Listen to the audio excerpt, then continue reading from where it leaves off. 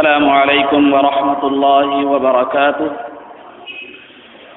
الحمد للہ رب العالمین والصلاة والسلام على سید الانبیاء والمرسلین وعلى آلہ واصحابہ اجمعین ومن تبعهم بإحسان إلى يوم الدين. أما بعد، قال الله تبارك وتعالى في القرآن المجيد والفرقان الحميد: أعوذ بالله من الشيطان الرجيم.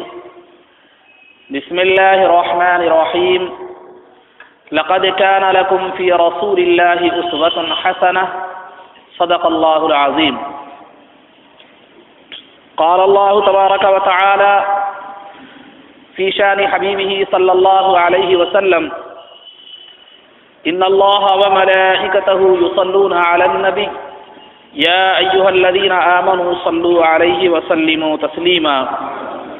اللهم صل وسلم وزد وبارك على حبيبك سيدنا ونبينا ومولانا محمد وعلى آله وأصحابه أجمعين. عزیزان محترم، اس سے قبل کے درس میں آپ حضرات نے یہ سماعت فرمایا کہ جب حضور اکرم صلی اللہ علیہ وسلم کی عمر مبارک 2 سال کی ہو گئی تو حضرت حلیمہ سعدیہ نے آپ کو دودھ چھڑوایا اور آپ کی والدہ ماجدہ کو واپسی کے ارادے سے مکہ مکرمہ تشریف لائیں. لیکن چونکہ حضور اکرم صلی اللہ علیہ وسلم سے ایک قلبی تعلق اور وابستگی قائم ہو چکی تھی اور گھر بھی جو ہے نا آپ صلی اللہ علیہ وسلم کی قدم مبارک کے برکت سے گھر میں انوار و برکات کے جو ہے نا چشمے پھوٹ رہے تھے، تو حضرت حلیمہ سعدیہ نے یہ مناسب نہیں سمجھا کہ فی الفور جو ہے نا حضور اکرم صلی اللہ علیہ وسلم کو واپس کر دیا جائے، ان کی والدہ ماجدہ کے حوالے کر دیا جائے، لہذا چند روز خود اپنے پاس رکھ لیا جائے. تو حلیمہ سعدیہ نے حضرت آمنہ رضی اللہ تعالی عنہا سے اجازت طلب کی اور اتفاقاً اس وقت مکہ مکرمہ میں ایک وبا بھی پھیلی ہوئی تھی، تو حضرت آمنہ نے جو ہے وہ اجازت دے دی اور پھر واپس لے جانے کی اجازت دے دی. تو حلیمہ سعدیہ نے حضور اکرم صلی اللہ علیہ وسلم کو پھر اپنے مقام پر اپنے قبیلے میں واپس لے کر چلے گئی. یہاں تک بات آپ کے سامنے رکھی گئی تھی. جب حضور اکرم صلی اللہ علیہ وسلم یہاں واپس تشریف لے آئی حضرت حلیمہ سعدیہ، تو اس کے بعد چند دنوں کے گزرنے کے بعد جب حضور اکرم صلی اللہ علیہ وسلم اچھی طرح چلنے پھرنے کے قابل ہو گئے تو آپ اپنے رضائی بھائیوں کے ساتھ، یعنی حلیمہ سعدیہ کے جو حقیقی بیٹے تھے، حلیمہ سعدیہ کے جو فرزند تھے، جو حضور اکرم صلی اللہ علیہ وسلم کے رضائی بھائی تھے، تو ان کے ساتھ بکریاں چرانے کے لیے جنگل کو جانے لگے. اپنے رضائی بھائیوں کے ساتھ بکریاں چرانے کے لیے جنگل کو تشریف لے جانے لگے. یہ سلسلہ گزرتا رہا، وقت گزرتا رہا اور یہ سلسلہ چلتا رہا، یہاں تک کہ جب آپ صلی اللہ علیہ وسلم کی عمر مبارک 4 سال کی ہو گئی، آپ کی عمر مبارک 4 سال کی ہو گئی، تو آپ حسب معمول اپنی روزانہ کے معمول کے مطابق اپنے رضائی بھائیوں کے ساتھ بکریاں چرانے کے لیے تشریف لے گئے کہ اچانک ایک واقعہ رونما ہوا جس کو دیکھ کر جو ہے نا ان کے رضائی بھائی ہیبت کی عالم میں، وحشت اور دہشت کے عالم میں دوڑتے ہوئے جو ہے اپنی والدہ کے پاس یعنی حلیمہ سعدیہ کے پاس آئے.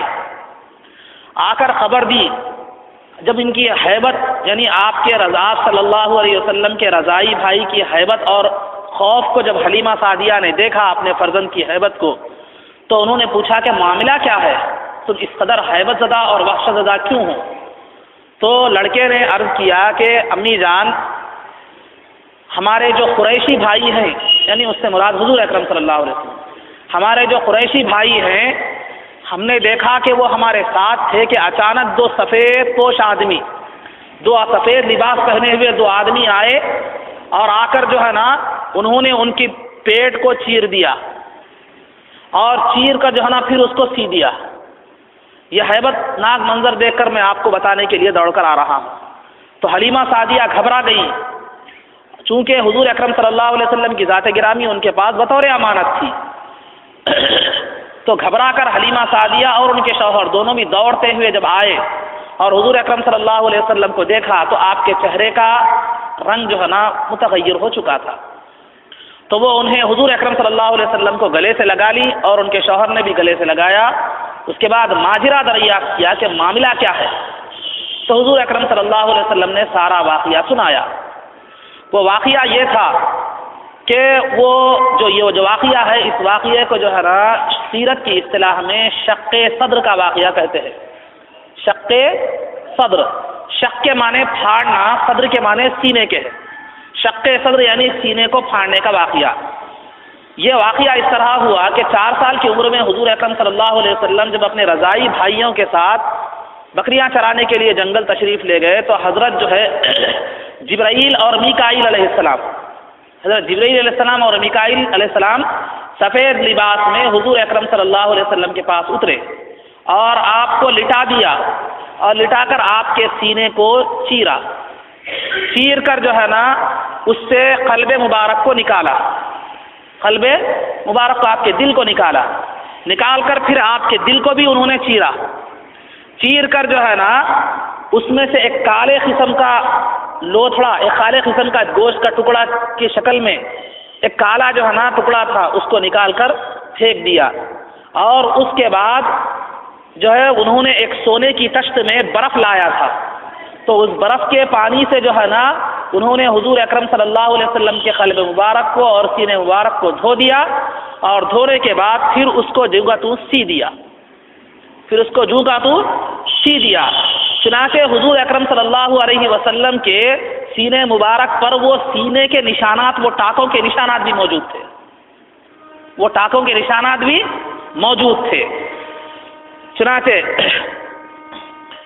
اب یہاں قابل غور بات یہ ہے کہ حضور اکرم صلی اللہ علیہ وسلم کے سینے مبارک کو چیرا گیا، چیرنے کے بعد پھر آپ کے قلب مبارک کو چیرا گیا، اس میں سے کالے ٹکڑے کو، سیاہ ٹکڑے کو نکالا گیا۔ کیوں؟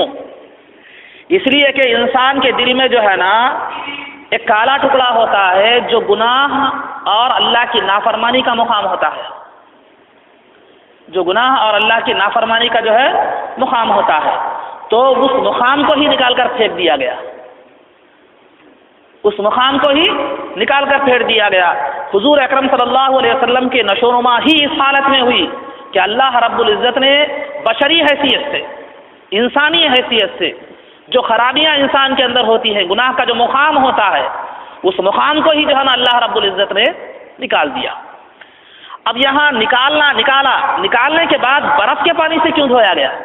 دھویا کیوں گیا؟ پہلا سوال، آپ کے قلب مبارک کو دھویا کیوں گیا؟ پھر دوسرا سوال، برف سے کیوں دھویا گیا؟ پہلا سوال تو یہ ہے کہ دھویا کیوں گیا، دوسرا سوال برف سے کیوں دھویا گیا؟ تو دھویا اس لیے گیا کہ وہ جو مقام تھا گناہ اور معصیت کا جو حصہ تھا، اس کو نکال کر پھینکنے کے بعد دھویا اس لیے گیا تاکہ اس کا معمولی اثر بھی باقی نہ رہے، تاکہ اس کا معمولی اثر بھی کیا ہو، باقی نہ رہے۔ ٹھیک ہے، کوئی بھی پانی سے دھویا جا سکتا تھا، کوئی بھی پانی سے دھویا جا سکتا تھا، لیکن برف کے پانی سے کیوں دھویا گیا؟ تو برف کے پانی سے اس لیے دھویا گیا کہ برف کے پانی سے دھونے میں مصلحت یہ ہے کہ وہ جو حصہ تھا وہ گناہ کا حصہ تھا، گناہ کا حصہ تھا۔ گناہ کا مزاج گرم ہوتا ہے، گناہ کا مزاج گرم ہوتا ہے، تو گرم اس گناہ کے مزاج کو، گرمی کو، اس گناہ کے مزاج کی حرارت اور گرمی کو دور کرنے کے لیے برف کے پانی سے دھویا گیا، اس گناہ کے مزاج کی گرمی اور حرارت کو دور کرنے کے لیے برف کے پانی سے دھویا گیا۔ اب آپ کہیں گے کہ گناہ کا مزاج گرم کیسے ہوتا ہے، گناہ کا مزاج گرم کیسے ہوتا ہے؟ تو حدیث شریف میں بھی جو ہے نا آیا ہے کہ الصدقۃ تطفئ الخطیئۃ کما یطفئ الماء النار، کہ صدقہ، خیرات یہ گناہوں کو ایسے بجھا دیتا ہے، یہ گناہوں کو ایسے بجھا دیتا ہے جس طرح آگ کو پانی بجھا دیتا ہے، جس طرح آگ کو پانی بجھا دیتا ہے۔ یہ روایت احمد میں اور ترمذی شریف میں جو ہے نا معاذ رضی اللہ تعالیٰ عنہ سے مروی ہے۔ تو اس حدیث سے کیا معلوم ہوا؟ یہاں گناہوں کو مٹا دیتا ہے کہ الفاظ استعمال نہیں کیے گئے، بلکہ گناہوں کو بجھا دیتا ہے۔ صدقہ گناہوں کو بجھا دیتا ہے۔ بجھائی وہ چیز جاتی ہے وہ گرم ہو، بجھائی وہ چیز جاتی ہے جو گرم ہو۔ بجھانے کا لفظ گرم چیز کو بجھانے کے لیے استعمال کیا جاتا ہے۔ پھر دوسرا جو تشبیہ دی گئی کہ جس طرح آگ پانی سے بجھائی جاتی ہے، تو یہاں اور واضح فرما دیا گیا کہ گناہ کا مزاج گرم ہے، جس طرح آگ کی گرمی کو پانی سے بجھایا جاتا ہے، اسی طرح گناہوں کی گرمی کو صدقہ بجھا دیتا ہے۔ اور کثرت سے سیاستہ کی احادیث میں یہ بات جو ہے نا وارد ہوئی ہے کہ حضور اکرم صلی اللہ علیہ وسلم فرمایا کرتے تھے کہ اللہم اغسل خطایا بماء الثلج والبرد، کہ آیا اللہ جو ہے میرے گناہوں کو یہ حضور اکرم صلی اللہ علیہ وسلم گناہ سے مراد گناہ گار نہیں تھے، یہ آپ کی تواضع اور عاجزی وہ انکساری تھی کہ آپ استغفار بھی دن میں 70 مرتبہ استغفار اور مغفرت اللہ تعالیٰ سے طلب کرتے تھے۔ یہ تعلیم امت کے لیے تھا، امت کو بتانے کے لیے تھا۔ اس کا مطلب یہ ہرگز نہ سمجھیں کہ حضور اکرم صلی اللہ علیہ وسلم نعوذ باللہ گناہ گار تھے، کیونکہ گناہوں کے مادے کو ہی ختم کر دیا گیا تھا۔ تو حضور اکرم صلی اللہ علیہ وسلم دعا فرماتے تھے کہ اے اللہ میری خطاؤں کو جو ہے اولے اور برف کے پانی سے دھو ڈال، اولے اور برف کے پانی سے کیا کر دھو ڈال۔ اس میں دو باتوں کا اشارہ ہے، ایک تو یہ کہ دھویا گندی چیز کو جاتا ہے، ناپاک اور نجس چیز کو دھویا جاتا ہے پاکی حاصل کرنے کے لیے۔ جب آپ کا کپڑا میلا ہو جائے، گندا ہو جائے، نجاست لگ جائے تو آپ اس کو دھوتے ہیں۔ تو دھونے سے مراد یہاں حضور اکرم صلی اللہ علیہ وسلم دھونے کی دعا فرما کر یہ بتلا رہے ہیں کہ گناہوں کا مزاج گندا اور نجس ہوتا ہے، کیونکہ گناہوں کو دھونے کا تذکرہ حضور فرما رہے ہیں۔ تو دھویا اسی چیز کو جاتا ہے جو پاک و صاف نہ ہو بلکہ نجس ہو۔ تو لہٰذا حضور کا دھونے کے لیے فرمانا، اللہ کی بارگاہ میں دعا کرنا کہ میرے گناہوں کو دھو دے، تو یہ اس بات پر واضح دلالت کر رہا ہے کہ گناہ ایک نجس چیز ہے جس کو دھونے کا حضور تذکرہ فرما رہے ہیں۔ اور دوسری بات یہ ہے کہ حضور یہ نہیں فرمائے کہ گرم پانی سے دھو دے یا کوئی اور پانی سے دھو دے، بلکہ حضور فرما رہے ہیں کہ ٹھنڈے پانی سے دھو، اولے اور برف کے پانی سے دھو دے۔ تو اس سے یہ بات معلوم ہوتی ہے کہ گناہوں کا مزاج کیا ہوتا ہے؟ گرم ہوتا ہے۔ یہی وجہ ہے کہ آدمی کو جب غصہ آ جائے تو شریعت کہتی ہے کہ وہ وضو کر لیا کرے، تو شریعت کہتی ہے کہ وہ وضو کر لیا کرے، کیونکہ غصہ شیطان کی طرف سے ہوتا ہے، غصہ ایک گناہ کی چیز ہے، اور وہ شیطان جو ہے نا آگ سے پیدا کیا گیا ہے اور آگ کو پانی بجھاتا ہے، اسی لیے کیا کر لے؟ وضو کر لے۔ تو الغرض بتانا یہ مقصود ہے کہ شق صدر یعنی حضور اکرم صلی اللہ علیہ وسلم کو سینے مبارک کو چیرا گیا اور آپ کے قلب مبارک کو بھی چیرا گیا، اور وہ مادہ تھا جو گناہوں کا جس کا وہ تھا وہ کیا کر دیا گیا؟ نکال دیا گیا، پھر برف کے پانی سے آپ کو دھو دیا گیا، اور پھر آپ کو آپ کے سینے مبارک کو جو ہے سی دیا گیا، جس کے نشان حدیث صحیح سے ثابت ہے کہ وہ موجود تھے۔ حضور اکرم صلی اللہ علیہ وسلم کے جسم مبارک کے وہ نشان صحابہ بھی دیکھا کرتے تھے، صحابہ بھی دیکھا کرتے تھے۔ تو یہ عمر کوسی تھی؟ 4 سال کی عمر تھی، 4 سال کی عمر۔ بعض لوگوں نے کہا ہے کہ یہ شق صدر سے مراد سینے کو چیرنا نہیں ہے بلکہ سینے کو کھول دینا ہے، سینے کو کھول دینا۔ سینے کو کھول دینے کا مطلب سینے میں جو ہے نا اللہ تعالیٰ سینے کو کیا کر دینا؟ دین کی سمجھ کے لیے کھول دینا۔ کھولنا مطلب حقیقت میں کھولنا نہیں، چیر کر کھولنا نہیں، بلکہ میرا سینہ کھل گیا کا مطلب آپ کو کوئی شرعی یا دینی بات سمجھ میں آ گئی، یا کوئی شرعی طور پر کوئی چیز آپ کو سمجھ میں نہیں آ رہی تھی، کوئی چیز آپ پر واضح نہیں تھی، آپ کے دل میں اس کے تعلق سے کوئی فیصلہ لینے کا جو ہے نا موقف نہیں تھا، تو ویسے وقت میں کیا ہے؟ آپ کا دل کھلا نہیں ہے۔ تو لہٰذا جب وہ چیز سمجھ میں آ گئی، اس کی دقت اس کی پوشیدگی دور ہو گئی، تو آپ کہتے ہیں کہ اللہ تعالیٰ نے میرے سینے کو کھول دیا۔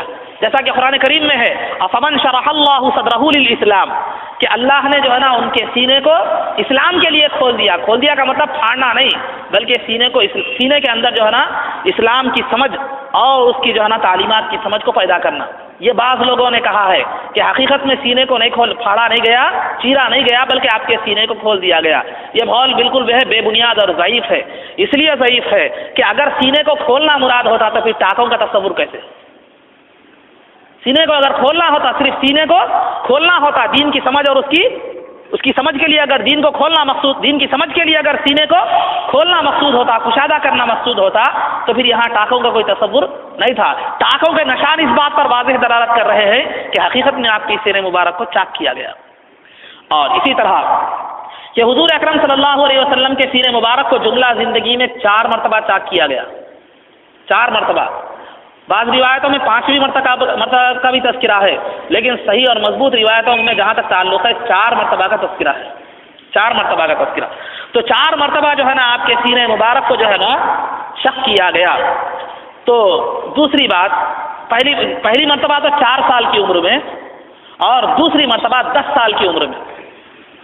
پہلی مرتبہ 4 سال کی عمر میں اس لیے کہ وہ گناہوں کا جو مادہ ہے وہ ختم کر دیا جائے، دوسری مرتبہ 10 سال کی عمر میں جو ہے نا اس لیے جو ہے چاک کیا گیا آپ کے سینے مبارک کو، تاکہ جو ہے نا دنیا کے، اب 10 سال کی عمر کے ہونے کے بعد بچہ کھیل کود وغیرہ دنیا کے معاملات میں جو ہے نا شریک ہونے لگتا ہے اور دنیا کے معاملات میں دلچسپی لینے لگتا ہے، تاکہ دنیا کی لہو و لعب اور کھیل کود اور دنیا میں منہمک ہونے سے اس قلب کو پاک اور صاف رکھا جائے، دنیا کی رغبت اور دنیا کے لہو و لعب سے کیا کر دیا جائے، اس قلب مبارک کو دنیا کی آلائشوں سے پاک رکھا جائے، اس لیے 10 سال کی عمر میں شق صدر ہوا دوسری مرتبہ۔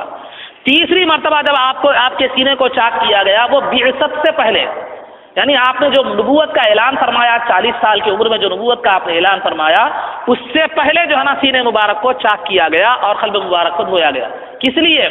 اس وجہ سے دھویا گیا، اس وجہ سے یہ چاک کیا گیا تاکہ اب یہاں سے نبوت کا سلسلہ شروع ہونے والا ہے، وہی نازل ہونے والی ہے، اللہ تعالیٰ کے جو ہے نا اسرار اس سینے پر نازل ہونے والے ہیں، تو لہٰذا اس کو تقویت دینا اور اللہ تعالیٰ کے اسرار اور اس کی وحی کے اسرار کو جو ہے نا کو برداشت کرنے اور اس کے قابل بنانا مقصود تھا۔ اسی وجہ سے تیسری مرتبہ بعثت سے پہلے یعنی اعلان نبوت سے پہلے جو ہے نا آپ کے سینے مبارک کو چاک کیا گیا۔ چوتھی مرتبہ جو ہے نا معراج کو جانے سے قبل، معراج میں جو ہے نا آسمانوں پر جانے سے قبل جو ہے نا آپ کے قلب مبارک کو چاک کیا گیا اور اس کو دھویا گیا اور اس زمزم کے پانی سے دھویا گیا۔ کس لیے دھویا گیا؟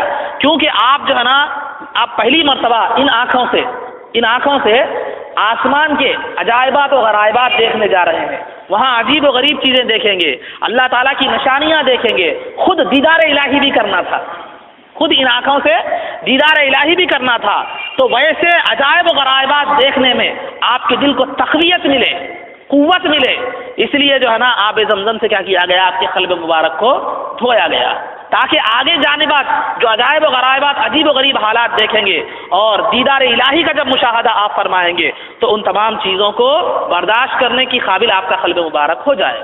اسی وجہ سے علماء نے زمزم کی قوت یہ تاثیر بتلائی ہے، یہ خاصیت بتلائی ہے کہ اس سے دل کو تقویت ملتی ہے، اس سے دل کو تقویت ملتی ہے۔ اسی وجہ سے حضور اکرم صلی اللہ علیہ وسلم کو معراج جانے سے قبل زمزم کے پانی سے دھویا گیا، جنت کی کسی نہر کے پانی سے دھویا نہیں گیا۔ یہ 4 مرتبہ، ایک تو 4 سال کی عمر میں، ایک تو 10 سال کی عمر میں، ایک تو جو ہے 40 سال کی عمر میں اعلان نبوت سے پہلے، اور ایک جو ہے نا واقعہ معراج کو تشریف لے جانے سے پہلے۔ واقعہ معراج کب ہوا، کیا ہوا، انشاءاللہ اس کی تفصیلات مسلسل طور پر آپ کے سامنے جو ہے نا آتی رہیں گی۔ اس کے بعد جب شق صدر کیا گیا، یعنی جب سینے کو چیرا گیا، بچپن میں 4 سال کی عمر میں سینے کو چیرا گیا اور اس کے بعد اس کو سی دیا گیا دھونے کے بعد، تو مہر نبوت لگائی گئی۔ مہر نبوت کیا کی گئی؟ لگائی گئی۔ آپ دیکھتے ہیں کہ دنیا کا رواج ہے، کوئی بھی قیمتی چیز کب کسی کے اندر پیک کر دیتے ہیں، بند کر دیتے ہیں تو اس کو مہر لگا دیتے ہیں۔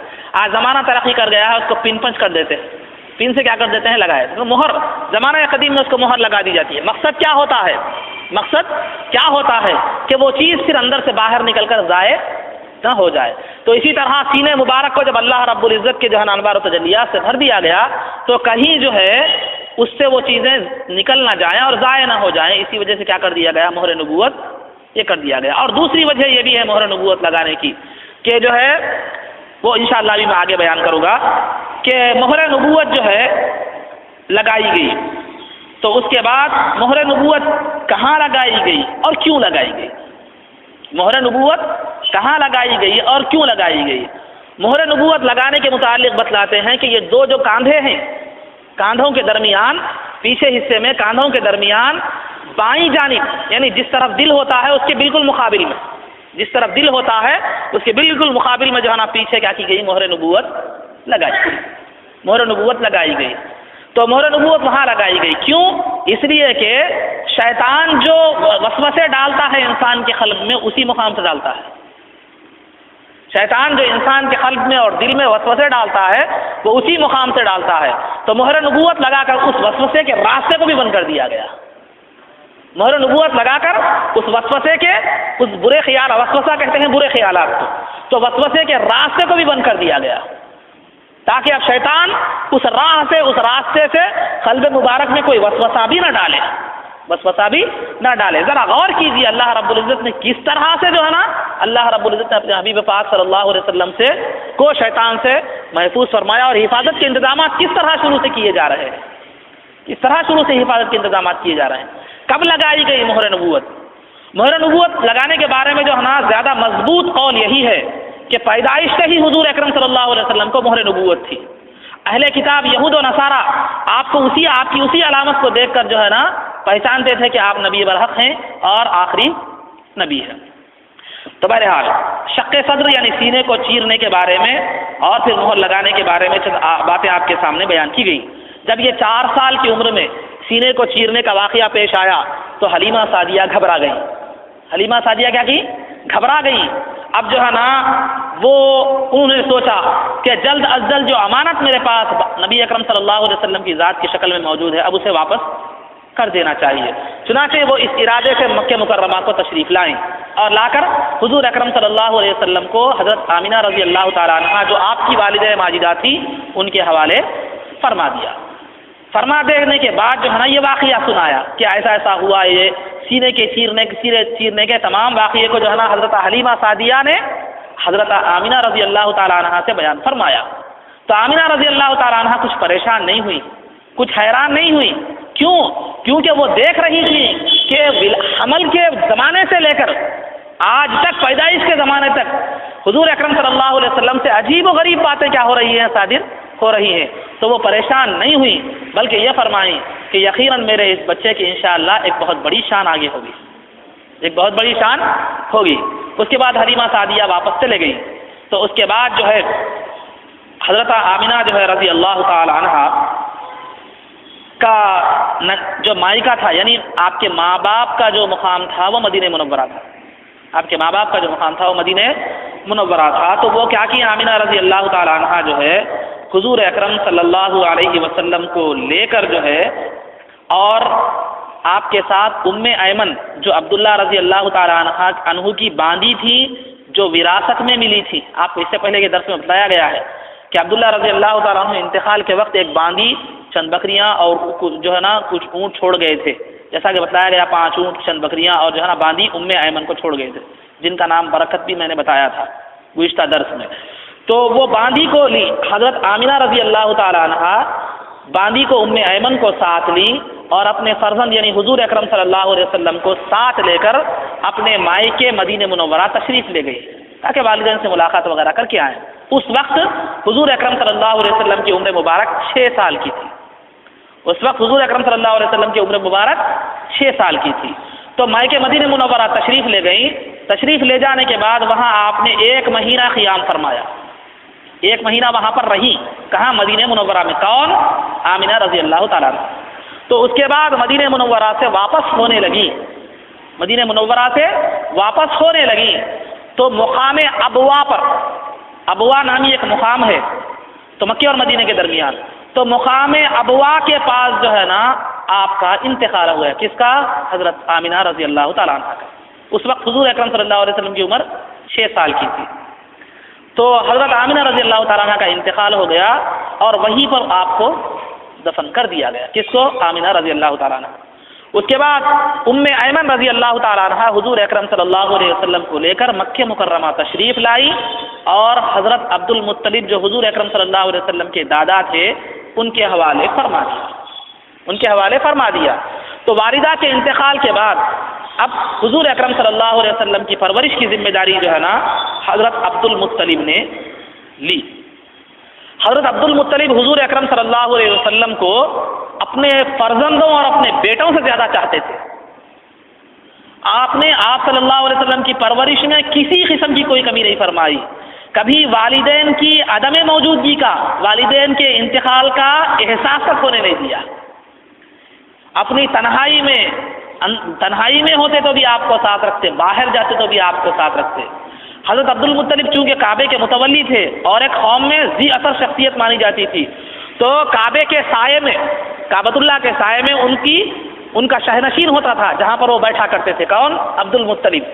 تو وہ شہنشین پر جو ہے نا کسی کو قدم رکھنے کی ہمت نہیں ہوتی تھی، کسی کو قدم رکھنے کی ہمت نہیں ہوتی تھی، یہاں تک کہ حضرت عبد المطلب کے صاحبزادے جو فرزند جو بیٹے ہوا کرتے تھے وہ بھی اس کے اطراف بیٹھتے تھے، لیکن اس پر بیٹھنے کی ان کو ہمت نہیں ہوتی تھی۔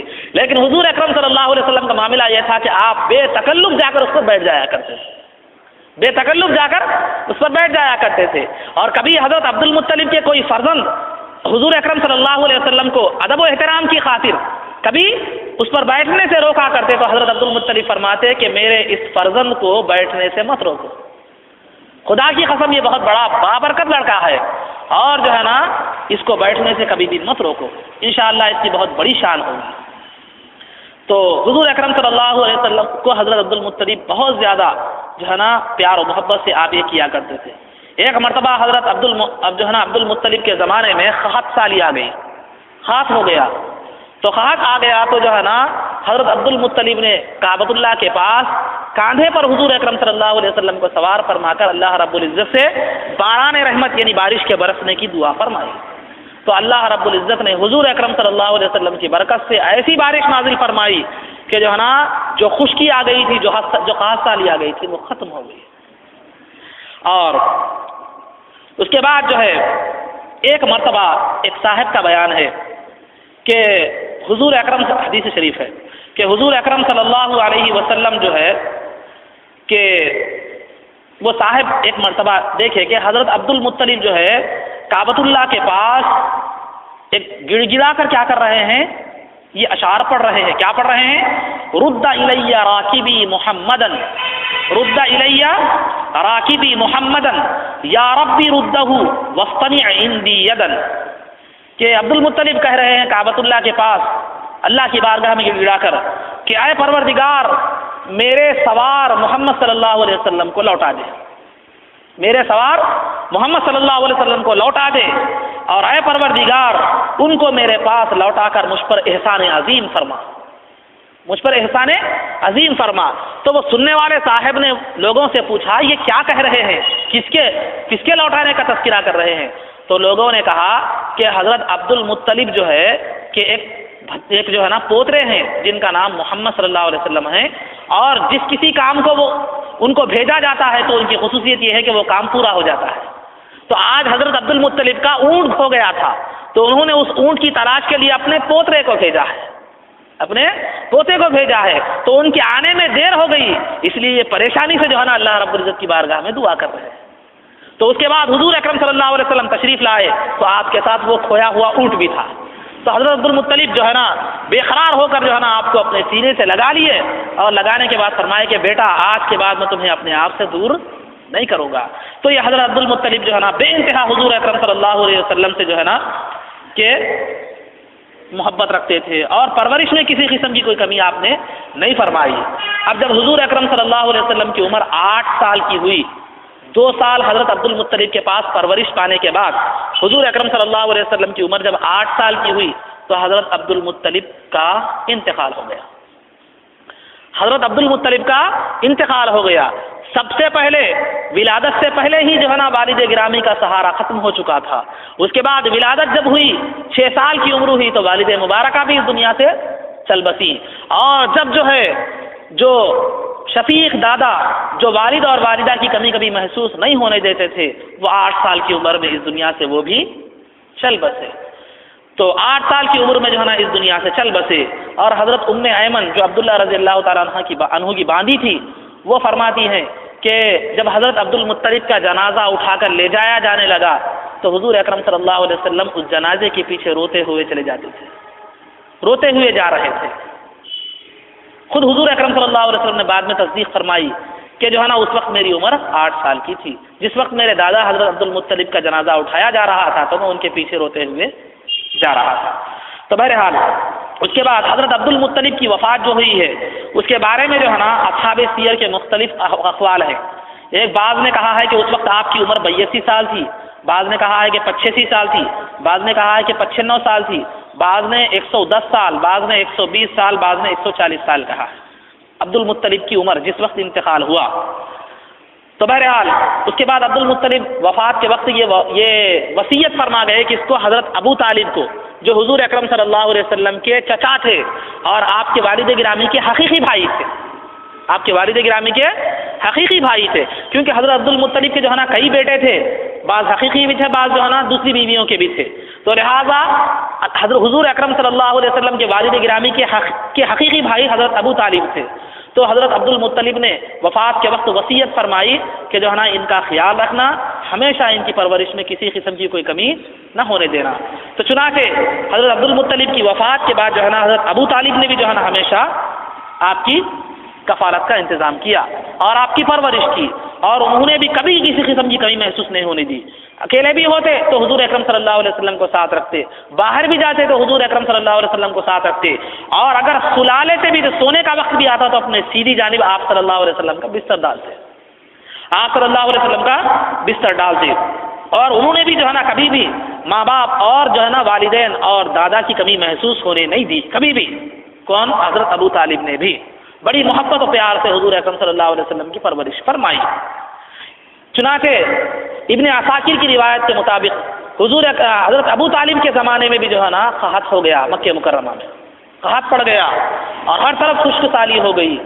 تو جو ہے حضرت ابو طالب جو ہے حضور اکرم صلی اللہ علیہ وسلم کو لے جا کر، جب آپ کی عمر جو ہے نا 8 سال کی تھی، جب آپ کی عمر 8 یا 9 سال کے درمیان تھی، تو ویسے وقت میں ویسی عمر میں حضرت ابو طالب جو ہے حضور اکرم صلی اللہ علیہ وسلم کو لے گئے، لے جا کر آپ کی پیٹھ کو خانہ کعبہ کی دیوار سے لگایا۔ کس کی؟ حضور اکرم صلی اللہ علیہ وسلم کی پیٹھ مبارک کو خانہ کعبہ کی دیوار سے حضرت ابو طالب نے لگایا، اور لگانے کے بعد حضور اکرم صلی اللہ علیہ وسلم نے جب آسمان پر انگلیوں کے اشارے سے آسمان کو پر اشارہ کیا، آسمان کی طرف انگلیوں سے، تو راوی حدیث فرماتے ہیں کہ آسمان پر ابر کا کوئی نام و نشان تک نہیں تھا۔ جو ہی حضور اکرم صلی اللہ علیہ وسلم نے اپنی معصوم انگلی مبارک سے اشارہ فرمایا تو ہر طرف سے ابر جو ہے نا، ہر طرف سے پانی کے بادل امڑ کر آنے لگے، اور اتنی بارش ہوئی کہ جو ہے نا ندی نالے بہ گئے۔ یہ صرف بچپن کا عالم تھا اور انگلی مبارک کا اشارہ فرمانا تھا، تو اللہ رب العزت نے اس آسمان کو جس پر کوئی نام و نشان نہیں تھا، جہاں پانی برسنے کے کوئی اسباب نہیں تھے، تو ویسے وقت میں اشارہ مصطفیٰ ہو گیا تو بادل آنے لگے،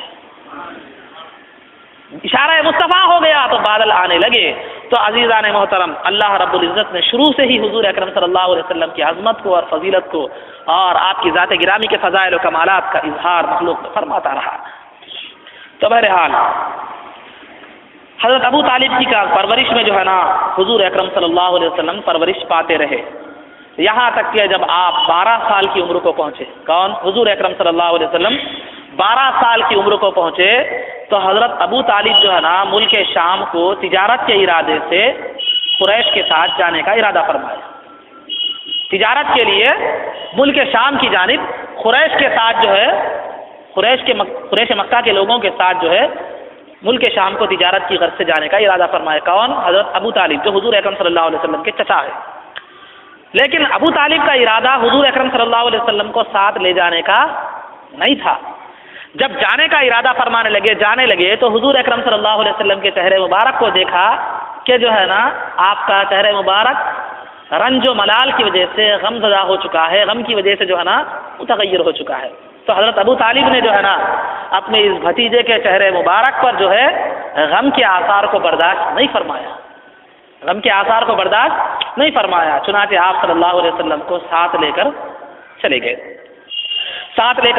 چنانچہ راستہ چلتے رہے، چلنے کے بعد بصرہ نامی ایک شہر ہے، شام کا ایک شہر ہے بصرہ نامی جو ہے نا بے صاد رے یا چھوٹی یا، تو جو ہے نا بصرہ ایک الگ ہے ہاں کے ساتھ، بصرہ نامی ایک شہر ہے۔ وہ شہر کے قریب جب پہنچے تو وہاں ایک عیسائی راہب رہتا تھا، عیسائی عالم رہتا تھا۔ اس کا معاملہ یہ تھا کہ وہ اپنے عبادت خانے میں رہتا تھا، اور وہ اپنے صومعہ یعنی اس کے عبادت خانے، اس کے گرجا گھر، اس کے گھر میں ہی رہا کرتا تھا. وہ نکلتا بھی نہیں تھا، کسی سے بات چیت بھی نہیں کرتا تھا. وہ نکلتا بھی نہیں تھا، وہ کسی سے بات چیت بھی نہیں کرتا تھا. بس وہ اکیلے میں جو ہے نا ہمیشہ اپنے آپ میں رہتا تھا. کئی جو ہے نا اس سے پہلے بھی قریش کے کئی تجارتی قافلے وہاں سے گزرے تھے، لیکن وہ نہ کبھی نکلتا، نہ کسی سے بات کرتا، نہ کسی سے کلام کرتا. اس کا معاملہ یہ تھا. تو لہٰذا جب جو ہے اس کا اصلی نام جو ہے اس کو جو ہے نا اس کا اصلی نام جرجیس تھا. اس پادری جو تھا، وہ پادری جو تھا، اس کا اصلی نام کیا تھا؟ جرجیس، عیسائی تھا. اور اس مشہور جو ہے نا بحیرہ سے مشہور تھا. بحیرہ راہب سے مشہور تھا. راہب کہتے ہیں جو دنیا کو چھوڑ کر تنہائی اختیار کر لے، اس کو کیا کہتے ہیں؟ راہب. تو جو ہے بحیرہ راہب سے مشہور تھا، لیکن اس کا اصلی نام کیا تھا؟ جرجیس تھا. تو وہ جو ہے نا جب یہ قافلہ حضور اکرم صلی اللہ علیہ وسلم کا قافلہ جب اس شہر کے قریب پہنچا، اس کے گرجا گھر کے قریب پہنچا، تو وہ غیر معمولی طور پر اپنے گرجا گھر سے نکل کر باہر آ گیا. غیر معمولی طور پر جو ہے گرجا گھر سے نکل کر باہر آ گیا، اور باہر آ کر جو ہے نا سب کو ٹٹولنے لگا. قافلے والوں کو کیا کرنے لگا؟ سب کو ٹٹولنے لگا. ایک ایک کے چہرے کو جو ہے نا تلاش کرنے لگا. ایک ایک کے چہرے کو تلاش کرنے لگا. اور اس کے بعد جب حضور اکرم صلی اللہ علیہ وسلم کے پاس آیا تو آپ کو پکڑ کر، آپ کے دست مبارک کو پکڑ کر یہ کہنے لگا، ھذا سید العالمین، ھذا سید العالمین، ھذا رسول رب العالمین، یبعثہ اللہ رحمۃ للعالمین. کہ یہ عالم کے سردار ہیں، یہ عالم کے سردار ہیں، رب العالمین کے رسول ہیں، اور اللہ رب العزت ان کو رحمت للعالمین بنا کر بھیجنے والا ہے. کس نے کہا؟ یہ وہ راہب نے کہا. یہ وہ راہب نے کہا. بعض روایتوں میں یہ بھی آتا ہے کہ جو ہے نا اس نے حضور اکرم صلی اللہ علیہ وسلم کی مہر نبوت کو دیکھا، مہر نبوت کو بھی دیکھا. اور جو ہے اس کے بعد وہ سب کو ٹھہرا کر کے فوراً اپنے جو ہے نا اپنے گھر میں گیا. جا کر جو ہے نا اس نے کھانے پینے کا انتظام سب کے لیے کر دیا، سب کے لیے کھانے پینے کا انتظام کر دیا. تو اس کے بعد باہر آیا تو لوگوں نے دریافت کیا، قریش کے قافلے والوں نے دریافت کیا کہ تم یہ کیسے کہہ سکتے ہو کہ یہ اللہ رب العالمین کے رسول ہیں اور رحمت للعالمین بنا کر بھیجے جانے والے ہیں؟ تم نے کیسے پہچانا ان کو؟ تو اس راہب نے کہا، اس بحیرہ نے کہا یا اس جرجس نے کہا کہ تم لوگ جب گھاٹی سے آ رہے تھے تو گھاٹی سے نکل رہے تھے تو میں نے دیکھا کہ ہر درخت، ہر پتھر ان کو سجدہ کیا کرتا تھا. ہر درخت اور ہر پتھر ان کو سجدہ کیا کرتا تھا. اور درخت اور پتھر اسی کو سجدہ کرتے ہیں جو اللہ کا نبی ہوا کرتا ہے، اللہ کا نبی ہوا کرتا ہے. تو لہٰذا میں نے پہچان لیا کہ یہ آخری نبی ہیں جن کا تذکرہ ہماری کتابوں میں موجود ہے، جن کے صفات، جن کی خوبیاں تفصیل سے ہماری کتابوں میں بیان کی گئی ہیں. تو اس کے بعد جو ہے وہ اس نے دعوت کا انتظام کر لیا، کھانے کا اہتمام کیا.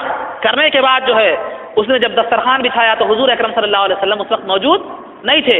تو اس نے کہا کہ وہ صاحبزادے و شہزادے کہاں ہیں؟ حضور اکرم صلی اللہ علیہ وسلم کو اس نے تلاش کیا تو آپ اونٹ کو چرانے کے لیے تشریف لے گئے تھے. چنانچہ آپ کو بلوا بھیجا گیا. تو جب آپ آنے لگے تو ابر آپ پر سایہ فگن تھا. جب آپ آنے لگے تو دیکھا دیکھنے والوں نے کہ اس وقت ابر آپ پر سایہ کیا ہوا تھا، دھوپ سے آپ کو بچا رہا تھا. جب حضور اکرم صلی اللہ علیہ وسلم وہ دسترخوان کے قریب تشریف لائے جو ایک گھنے درخت کے نیچے بچھایا گیا تھا، ایک درخت کے نیچے جو دسترخوان بچھایا گیا تھا، تو اس وقت تک وہ جو قریش کا قافلہ تھا سب بیٹھ چکے تھے اور وہ جگہ ختم ہو چکی تھی. اور حضور اکرم صلی اللہ علیہ وسلم کو جو جگہ ملی وہ درخت کے سائے کے باہر ملی تھی.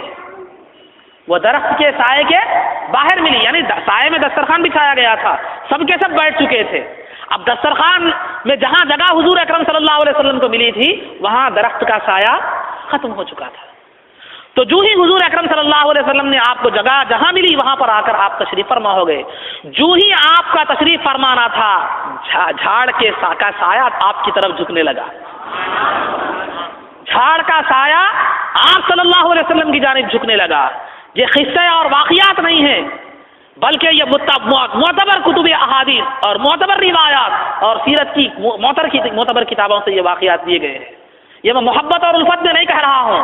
مجھے معلوم ہے کہ آج دنیا کا ماحول بدل چکا ہے، کچھ لوگ اہل محبت بھی ہیں، کچھ لوگ اہل دلیل بھی ہیں، تو الحمدللہ آخر دلائل بھی پیش کر سکتا ہے اس کے معاملے میں، لیکن دلائل کو پیش اس لیے نہیں کیا جا رہا ہے کیونکہ درس میں دیری ہوگی اور سیرت کا معاملہ تفصیل طلب ہے، اسی لیے، ورنہ اگر کسی کو بھی کوئی دلیل کی ضرورت ہو تو وہ احقر سے طلب کر سکتا ہے، انشاءاللہ مدلل جو ہے نا اس کے متعلق بات بیان کی جائے گی۔ آپ اس بات کا یقین رکھ سکتے ہیں، اہل محبت سے میری گزارش ہے، اس بات کا یقین رکھیے کہ یہ قصے اور کہانیاں نہیں بلکہ مستند اور مستدل روایات، معتبر روایات ہیں۔ اب اہل دلیل سے میری گزارش یہ ہے، جو دلیل کے طلبگار ہیں وہ کبھی بھی مجھ سے دلیل طلب کر سکتے ہیں، انشاءاللہ میں کتابوں کے حوالے سے پورے دلائل پیش کر سکتا ہوں، اللہ کے فضل اور اس کی عنایت اور اس کی توفیق سے۔ تو الغرض عزیزان محترم، تو اس کے بعد جو ہے جب درخت یہ دھوپ والے مقام میں جب حضور اکرم صلی اللہ علیہ وسلم تشریف فرما ہو گئے تو جھاڑ کا سایہ دراز ہونے لگا، تو اس راہب نے جب یہ جو ہے دیکھ لیا کہ جھاڑ کا سایہ حضور اکرم صلی اللہ علیہ وسلم کی طرف دراز ہو رہا ہے تو اس نے سب سے کہا کہ دیکھو دیکھو ان کی شان دیکھو کہ ان کی جانب جھاڑ کا سایہ بھی دراز ہو رہا ہے، کیونکہ جھاڑ بھی جانتا تھا کہ یہ اللہ کے رسول صلی اللہ علیہ وسلم ہے اور یہ اللہ کے رسول ہیں، یہ سید الانبیاء ہیں، یہ سید عالم ہیں، کیونکہ جب بھی جھاڑوں کے پاس سے آپ گزرتے تو یہ کہتے کہ السلام علیکہ یا رسول اللہ، کہ سلامتی ہو آپ پر اے اللہ کے رسول۔ وہ یا محمد صلی اللہ علیہ وسلم کہہ کر آپ کے نام سے نہیں پکارتے تھے، اللہ کے رسول کہہ کر پکارتے تھے۔ یہ اس بات کی واضح دلیل ہے کہ جھاڑ بھی جانتے تھے کہ آپ اللہ کے رسول ہیں۔ تو الغرض عزیزان محترم، وہ دعوت وغیرہ چل رہی تھی، وہ آپ کی جو ہے نا جو شان وہ دیکھ رہا تھا، وہ راہب وہ تذکرہ کر رہا تھا لوگوں سے کہ اچانک جو ہے نا وہ جو ہے نا اس نے دیکھا کہ 7 رومی لوگوں کو آتے ہوئے دیکھا، روم کے 7 لوگوں کو آتے ہوئے دیکھا جو کسی کی تلاش میں نظر آ رہے تھے، جب وہ قریب آئے تو یہ راہب جو تھا وہ آگے بڑھ کر جو ہے نا ان سے ملاقات کی، پوچھا کہ کس کو تلاش کر رہے ہو، کیوں آئے ہو، آنے کا مقصد کیا ہے؟ تو انہوں نے کہا کہ ہماری کتابوں میں لکھا ہوا ہے کہ ایک نبی آخر الزمان آنے والے ہیں اور وہ اسی مہینے میں شام کا سفر کرنے والے ہیں اور ہم ان کی تلاش کر رہے ہیں تاکہ ان کا قصہ تمام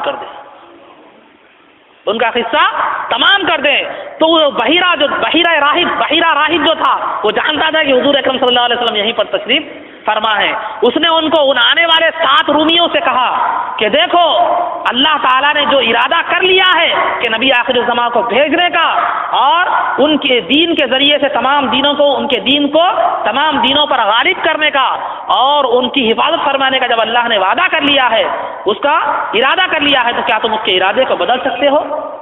تو وہ لوگ بھی اہل کتاب تھے، کتاب کو جاننے والے تھے، آسمانی کتاب کے ماننے والے تھے، انہوں نے کہا کہ نہیں، اللہ کے ارادے کو تو بدلا نہیں جا سکتا۔ تو پھر اس راہب نے بحیرہ نے کہا کہ جو ہے پھر تم کیوں ان کی جان کے پیاسے ہو کر پھر رہے ہو؟ تم اگر کوشش بھی کر لو تو اللہ تعالیٰ کے ارادے کو بدل نہیں سکتے اور ان کا خاتمہ نہیں کر سکتے۔ تو ان کو یہ بات سمجھ میں آ گئی اور انہوں نے حضور اکرم صلی اللہ علیہ وسلم کو تلاش کرنے کا ارادہ بھی ترک کر دیا اور ملک روم کی طرف جانا بھی چھوڑ دیا۔ وہ بحیرہ راہب جو تھا جس کا نام جرجس تھا، اسی کے پاس جو ہے نا وہ لوگ رہ گئے۔ اس کے بعد اس راہب نے جو ہے نا حضرت ابو طالب وغیرہ سے کہا کہ دیکھو روم کے لوگ ان کے جانی دشمن ہیں، اگر آپ ملک شام کو ان کو مت لے جائیے، خدا نہ خواستہ اگر وہ لوگ ان کو دیکھ لیں گے اور ان کے علامات سے پہچان لیں گے تو پھر ان کی زندگی کو خطرہ ہے۔ تو حضرت ابو طالب نے جو ہے نا حضور اکرم صلی اللہ علیہ وسلم کو وہیں سے جو ہے نا مکہ مکرمہ واپس فرما دیا۔ حضرت ابو طالب نے حضور اکرم صلی اللہ علیہ وسلم کو جو ہے نا وہیں سے مکہ مکرمہ جو ہے نا واپس کر دیا۔ جب حضور اکرم صلی اللہ علیہ وسلم واپس ہونے لگے، ایک صاحب کے ساتھ مکہ مکرمہ کو واپس فرما دیا۔ تو جب حضور اکرم صلی اللہ علیہ وسلم واپس ہونے لگے تو وہ جو پادری تھا، جو جرجس، اس نے جو ہے نا چند روٹیاں اور زیتون کا تیل ناشتے کے لیے حضور اکرم صلی اللہ علیہ وسلم کو توشے کے طور پر باندھا۔ حضور اکرم صلی اللہ علیہ وسلم وہ لے کر تشریف لے گئے اور مکہ مکرمہ کو جو ہے نا آپ واپس آ گئے۔ اس کے بعد جو ہے نا شام کا جو ہے دوسرا سفر، ملک شام کا پھر دوسرا سفر، حضور اکرم صلی اللہ علیہ وسلم جو ہے نا جب جو بڑے ہوتے چلے گئے تو لوگوں میں یہ بات، عرب کے لوگوں میں یہ بات مشہور ہوتی چلی گئی کہ یہ صادق ہیں اور امین ہیں، سچے ہیں اور امانت دار ہیں۔ حضور اکرم صلی اللہ علیہ وسلم کے اخلاق سے سارا عرب متاثر تھا آپ سنجیدہ مزاج تھے، لڑائی سے دور بھاگا کرتے تھے، مصیبت زدوں کی مصیبت کیا کرتے تھے، غم زدوں کے غم میں شریک ہوتے تھے، رشتہ داروں کے حقوق کو ادا کیا کرتے تھے، ہر ایک کے ساتھ محبت اور الفت کے ساتھ پیش آیا کرتے تھے، جب بھی کوئی معاملہ کرتے تو پوری ایمانداری، صداقت اور امانت کے ساتھ کیا کرتے تھے۔ یہی وجہ ہے کہ مشرکین عرب بھی آپ کے پاس اپنی امانتیں لا کر رکھایا کرتے تھے۔ ان کو معلوم تھا کہ دنیا میں کسی بھی چیز میں اتنی، کسی بھی معاملے میں اتنی حفاظت کوئی نہیں کر سکتا، کسی پر بھروسہ نہیں کیا جا سکتا جتنا حضور اکرم صلی اللہ علیہ وسلم کی ذات گرامی پر کیا جا سکتا ہے۔ تو آپ جو ہے نا مکے میں صادق اور امین کے نام سے مشہور ہو گئے۔ تو مکے کے لوگ جو ہے نا مختلف قافلوں کی شکل میں ملک شام کو تجارت کے لیے جایا کرتے تھے، تو لہٰذا اس ملک شام کی تجارت کے لیے مکے سے جو قافلے نکلتے اس میں حضرت خدیجہ رضی اللہ تعالیٰ عنہا بھی اپنا مال لگایا کرتی تھی، بیع مضاربت کیا کرتی تھی۔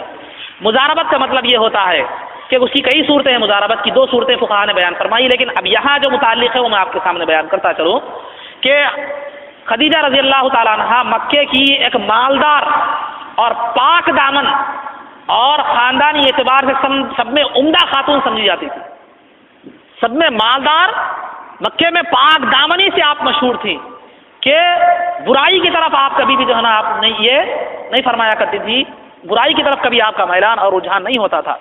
تو اسی وجہ سے مکے کے لوگ ان کی پاک دامنی کی وجہ سے ان کو طاہرہ کہا کرتے تھے۔ طاہرہ مطلب پاک دامن عورت، اور آپ بڑی مالدار بھی تھی۔ مکہ مکرمہ سے جب قافلے تجارت کے لیے نکلتے تو آپ اپنا مال جو ہے نا لوگوں کو دے دیتی تھی، تجارت کے لیے دیتی تھی، اور تجارت سے جو بھی نفع ہوتا اس نفع میں سے کچھ حصہ وہ مال لے جانے والے اور تجارت کرنے والے کو دے دیا کرتی تھی، یعنی نفع میں جو ہے نا کچھ پرسنٹیج جو ہے دے دیا کرتی تھی۔ اور آپ اندازہ لگائیے آپ کی مال و دولت کا اعتبار کیا تھا، کتنا مال و دولت آپ کا تھا۔ مکے کے پورے لوگ تجارتی سامان لے کر جو تجارت کے لیے نکلتے تھے ان سب کا سامان ایک طرف ہوتا تھا، صرف حضرت خدیجہ رضی اللہ تعالیٰ عنہ کا پورا سامان ان کے برابر ہوتا تھا، ان کے سامان کے برابر ہوا کرتا تھا۔ سب کا سامان ایک طرف، صرف حضرت خدیجہ کا سامان جو ہے نا ایک طرف ہوا کرتا تھا۔ تو جو ہے نا انہوں نے جب حضور اکرم صلی اللہ علیہ وسلم کی شہرت سنی کہ آپ صادق ہیں اور امین ہیں، اور مکے کے سب لوگ آپ کو صادق اور امین سے یاد کیا کرتے ہیں، تو خدیجہ رضی اللہ تعالیٰ عنہ نے بھی جو ہے نا اپنے سامان کو کی تجارت کے لیے حضور اکرم صلی اللہ علیہ وسلم کے پاس بول بھیجا کہ یہ گزارش پیش کی کہ اگر آپ میرا مال لے جا کر تجارت کریں گے، آپ اگر میرا مال لے جا کر تجارت کریں گے تو عام لوگوں کو جو منافع میں دیتی ہوں میرے منافع میں سے، میرے نفع میں سے جو میں حصہ جو دیتی ہوں اس سے ڈبل حصہ آپ کو دوں گی، اس سے ڈبل حصہ جو ہے نا میں آپ کو دوں گی۔ تو اس وقت جو ہے نا حضرت ابو طالب جو حضور اکرم صلی اللہ علیہ وسلم کے چچا تھے، جن کی پرورش میں جو ہے نا آپ پرورش پا رہے تھے، جن کی زیر نگرانی، ان کی مالی حالت بھی اتنی اچھی نہیں تھی، تو حضور اکرم صلی اللہ علیہ وسلم نے حضرت ابو طالب کے مشورے کے بعد وہ حضرت خدیجہ رضی اللہ تعالی عنہا کا جو ہے سامان تجارت لے جانے پر راضی ہوئے، سامان تجارت لے جانے پر جو ہے راضی ہوئے۔ اس وقت جو ہے نا حضور اکرم صلی اللہ علیہ وسلم کی عمر مبارک تقریباً 25 سال کی تھی، اس وقت حضور اکرم صلی اللہ علیہ وسلم کی عمر مبارک 25 سال کی تھی۔ تو حضرت خدیجہ رضی اللہ تعالیٰ عنہ کا سامان لے کر جو ہے نا جب حضور اکرم صلی اللہ علیہ وسلم تشریف لے جانے لگے تو حضرت خدیجہ نے جو ہے نا آپ صلی اللہ علیہ وسلم کے ساتھ اپنے غلام میسرہ کو بھی بھیجا، اپنے غلام میسرہ کو بھی بھیجا۔ بعض جو ہے نا مؤرخین نے یہ بھی لکھا ہے کہ خزیمہ نامی ایک شخص کو بھی بھیجا۔ شیخ عبدالحق محدث رحمۃ اللہ علیہ نے جو ہے نا خزیمہ نامی شخص کا بھی تذکرہ فرمایا ہے۔ تو بہرحال جو ہے نا حضور اکرم صلی اللہ علیہ وسلم حضرت خدیجہ رضی اللہ تعالیٰ عنہ کا مال لے کر ملک شام کی طرف روانہ ہو گئے، اور راستے میں جاتے جاتے حضور اکرم صلی اللہ علیہ وسلم اسی بصرہ شہر کے پاس جو ہے نا ایک درخت کے نیچے کیا کیے، سائے دار درخت کے نیچے بیٹھ گئے، سائے دار درخت کے نیچے بیٹھ گئے۔ جب اس شہر کو پہنچے، بصرہ شہر کے پاس پہنچے تو ایک جو ہے نا شہر کو پہنچے تو ایک سائے دار درخت کے نیچے آپ بیٹھ گئے۔ تو جو ہی وہ درخت کے نیچے آپ بیٹھے تو وہاں بھی ایک راہب تھا، پادری تھا، جس کا نام نستورہ تھا، جس کا نام نستورہ تھا، نون سین توئے واو رے الف۔ تو جو ہے نا نستورہ تھا تو وہ فوراً باہر نکل کر آ گیا، اور جو ہے نا آ کر جو ہے نا کہنے لگا ہوا آخر ہوا نبی ہوا آخر الانبیاء، اس طرح کہنے لگا، وہ نبی ہیں، وہ نبی ہیں اور آخری نبی ہیں، یہ کہنے لگا۔ اور کہہ کر جو ہے نا اس کے پہچان کس طرح اس نے پہچانا، اس نے یہ بھی بتلائی کہ یہ جو درخت ہے، اس درخت میں جو ہے، اس درخت کے نیچے عیسیٰ علیہ السلام کے بعد کسی نے جو ہے نا نہیں بیٹھا۔ عیسیٰ علیہ السلام کے بعد آپ پہلے وہ شخص ہیں جس نے اس درخت کے نیچے قیام فرمایا، اور ہماری کتابوں میں موجود ہیں کہ اس درخت کے نیچے عیسیٰ علیہ السلام کے بعد نبی آخر الزمان ہی بیٹھیں گے۔ تو اس نے پہچان لیا۔ ذرا غور کرنے کی بات، میں جو واقعات بیان کر رہا ہوں اس میں غور کرنے کی بات یہ ہے کہ حضور اکرم صلی اللہ علیہ وسلم کی کن کن نشانیوں کو جو ہے نا اللہ رب العزت نے سابقہ کتابوں میں بیان فرما رہا ہے۔ ایک ایک بات کو، کب پیدا ہوں گے، کب سفر کریں گے، کہاں کہاں بیٹھیں گے، کیا کیا حالات ان کے پیش آئیں گے۔ یہی وجہ ہے کہ قرآن کہتا ہے کہ الذین آتیناہم الکتاب یعرفونہ کما یعرفون ابناءہم، کہ جو لوگ اہل کتاب ہیں، یہود و نصارہ، وہ حضور اکرم صلی اللہ علیہ وسلم کو ایسے ہی پہچانتے ہیں جیسے اپنی اولاد کو پہچانتے ہیں۔ کیوں؟ دیکھے تو نہیں تھے، لیکن اتنی تفصیل کے ساتھ اللہ رب العزت نے اپنے محبوب صلی اللہ علیہ وسلم کی نشانیوں کو ان کی کتابوں میں واضح فرما دیا تھا۔ یہ تھی شان مصطفیٰ کہ آر تشریف بعد میں لا رہے ہیں، لیکن تعارف زمانہ قدیم سے ہوتا جا رہا ہے۔ انسان دنیا میں پیدا ہونے کے بعد اپنا تعارف کرواتا ہے، خود کرواتا ہے، اور جو ہے نا اللہ رب العزت نے خالق کائنات نے حضور اکرم صلی اللہ علیہ وسلم کا تعارف آپ کی پیدا ہونے سے کئی سو سال پہلے جو ہے نا آسمانی کتابوں میں فرما دیا۔ تو صاف طور پر یہ معلومات معلوم ہوئی کہ آسمانی کتابیں بھی نعت مصطفیٰ سے بھری ہوئی تھی۔ آسمانی کتابیں بھی نعت مصطفیٰ صلی اللہ علیہ وسلم سے بھری ہوئی تھی۔ کیوں؟ نعت کہتے کس کو ہیں؟ جن میں حضور اکرم صلی اللہ علیہ وسلم کی خوبیوں کا تذکرہ ہو۔ حضور کی سیرت کا اہتمام جو ہے وہ آپ کے دنیا میں تشریف لانے کے بعد نہیں، دنیا میں تشریف لانے سے پہلے ہی آپ کی سیرت کا اہتمام ہو چکا تھا۔ آپ کی سیرت کی کتابیں، آپ کی سیرت کو آسمانی کتابوں میں لکھا جا چکا تھا، آپ کی بشارت کو آسمانی کتابوں میں لکھا جا چکا تھا۔ یہ ہے مقام مصطفیٰ عزیزان محترم، یہ ہے مقام مصطفیٰ صلی اللہ علیہ وسلم۔ ہمیں فخر ہے کہ اللہ رب العزت نے ہمیں ایسے بابرکت اور ایسے جو ہے نا ایسی ہستی کی نبوت میں پیدا فرمایا اور ان کی غلامی کا شرف عطا فرمایا۔ اگر ہم زندگی بھر بھی اس کا شکریہ ادا کرتے رہیں تو اس کا حق ادا نہیں کر سکتے۔ تو شکریہ ادا کرنے کی ایک حقیر صورت یہ ہے کہ آپ سے محبت کریں اور آپ کی اطاعت و فرمانبرداری کو زندگی بھر لازم کر لیں۔ یہ کسی قدر آپ کے شکریہ کا حق کہا جا سکتا ہے، ورنہ کما حق ہو تو آپ کا شکریہ ہم ادا نہیں کر سکتے۔ تو الغرض عزیزان محترم، جب آپ جو ہے نا سفر میں تشریف لے گئے ملک شام کے سفر میں، تو حضرت خدیجہ رضی اللہ تعالیٰ عنہا کے غلام بھی موجود تھے۔ حضرت خدیجہ رضی اللہ تعالیٰ عنہا کے غلام بھی ساتھ میسرہ، جن کا نام میسرہ تھا، وہ موجود تھے۔ تو وہ دیکھتے تھے کہ جب بھی دھوپ آتی تو دو فرشتے حضور اکرم صلی اللہ علیہ وسلم کے لیے سایہ کرتے تھے۔ دو فرشتے حضور کے سائے کی خدمت کے لیے، فرشتوں کو اللہ رب العزت نے مقرر فرمایا تھا، تو دو فرشتے آپ کے لیے سایہ فگن ہوتے تھے۔ الغرض ملک شام کو تشریف لے گئے، اس کے بعد تجارت کیے، تو آپ کو بھی بہت زیادہ نفع حاصل ہوا۔ اتنا نفع حاصل ہوا کہ حضرت خدیجہ رضی اللہ تعالیٰ عنہا کو کبھی بھی تجارت میں اتنا فائدہ نہیں ہوا تھا، اور آپ کی برکت سے دوسرے جو لوگ خاطرے والے تھے ان کو بھی خاطر کا فائدہ ہوا، کبھی اتنا فائدہ ان کو نہیں ہوا تھا۔ خود ذات مصطفیٰ صلی اللہ علیہ وسلم جس تجارت میں شامل تھی اس کا بھی فائدہ ہوا، اور ذات مصطفیٰ کا لازمہ ہے، یہ آپ کی ذات کا لازمہ ہے، جہاں بھی آپ کی ذات خود بابرکت ہے اور آپ کی ذات سے جو چیزیں منسوب ہوتی چلی جاتی ہیں وہ بھی بابرکت ہو جاتی ہیں، فائدہ مند ہوتی چلی جاتی ہیں۔ تو جب تجارت کر کے واپس آنے لگے تو بہترین خاطر خواہ منافع ہو گیا تھا۔ تو اس کے بعد جو ہے جب واپس آنے لگے مکہ مکرمہ میں داخل ہوئے تو حضرت خدیجہ رضی اللہ تعالیٰ عنہ بالا خانے میں، یعنی بالا خانہ جو ہوتا ہے اوپری حصہ، جو گھر کا مقام کا اوپری حصہ ہوتا ہے، وہاں عورتوں کے ساتھ جو ہے نا بیٹھی ہوئی تھی، گفتگو محو گفتگو تھی۔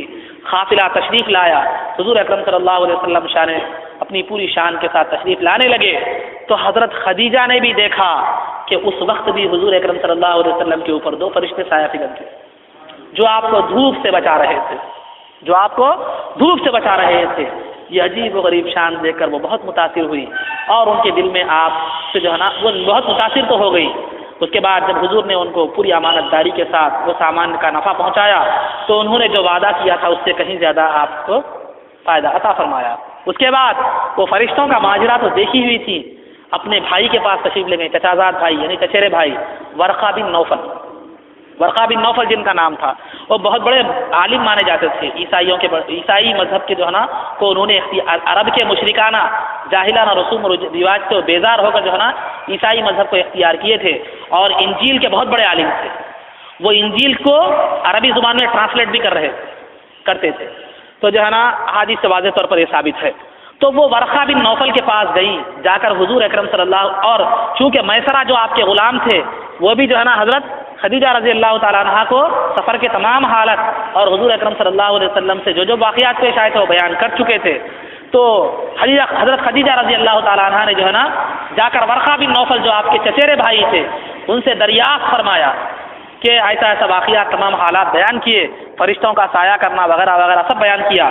تو جو ہے نا انہوں نے کہا کہ اگر واقعی یہ نبی ہیں، یہ واقعات سچ ہیں جو بیان کیے جا رہے ہیں، تو وہ محمد صلی اللہ علیہ وسلم ہیں اور آخری نبی ہے. وہ کیا ہے؟ آگے چل کر نبی ہونے والے ہیں اور اللہ رب العزت ان کو آخری نبی بنا کر بھیجنے والا ہے. تو اس کے بعد جو ہے حضرت خدیجہ رضی اللہ تعالی عنہا کو حضور اکرم صلی اللہ علیہ وسلم سے نکاح کا ارادہ پیدا ہوا.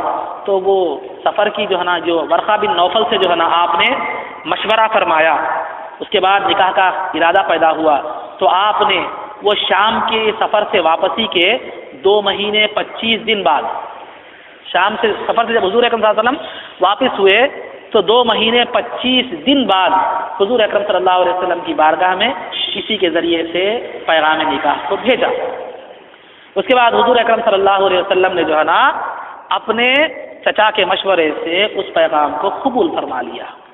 اور اس کے بعد حضور اکرم صلی اللہ علیہ وسلم جو ہے نا اپنے چچا حضرت ابو طالب اور اپنے دوسرے چچا حضرت حمزہ رضی اللہ تعالیٰ عنہ کے ہمراہ اور قریش کے بڑے بڑے سرداروں کے ساتھ جو ہے نا اب حضرت خدیجہ رضی اللہ تعالیٰ عنہ کی گھر کو تشریف لے گئے نکاح کے ارادے سے.